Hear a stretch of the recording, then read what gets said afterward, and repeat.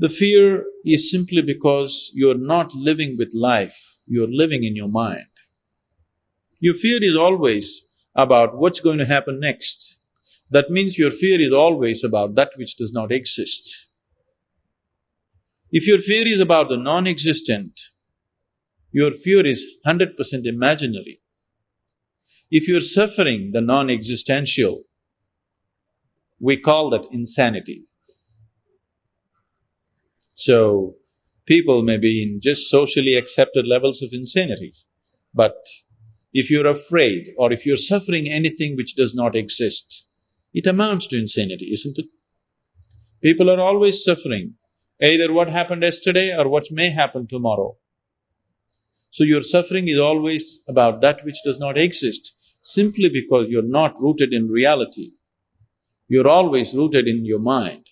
Mind is… one part of it is memory, another part of it is imagination.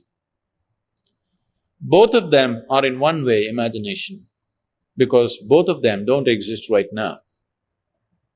You're lost in your imagination, that's the basis of your fear. If you're driving a car and 99% it is accidental the way you're driving, will you be scared or not?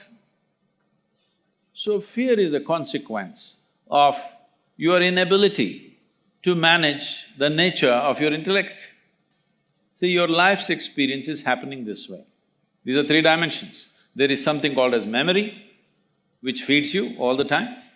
Memory is not just what you remember. You don't remember 10 generations ago how your great-great-grandmother looked, do you? You don't, but her nose is sitting on your face, yes or no?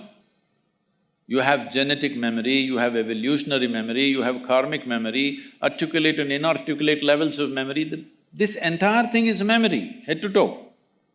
Every cell in the body is memory, isn't it? We can take one cell and create the whole of you, and that's how your parents also did. Just one cell, and see, you become like this. So, there is enormous amount of memory in this. This memory rules certain things, but there is a present experience. Memory is of the past, but the present is of experience, your ability to experience. If you want to experience anything, you must be conscious, you must be aware, only then you can experience. The future is an imagination. So memory, experience and imagination, it is between these three dimensions in which you exist. Memory you cannot change because it's already there.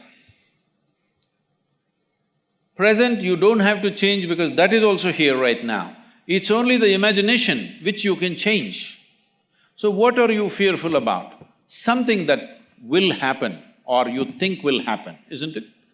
Fear is always about something which does not exist right now, it's always about what will happen. So you are suffering that which does not exist.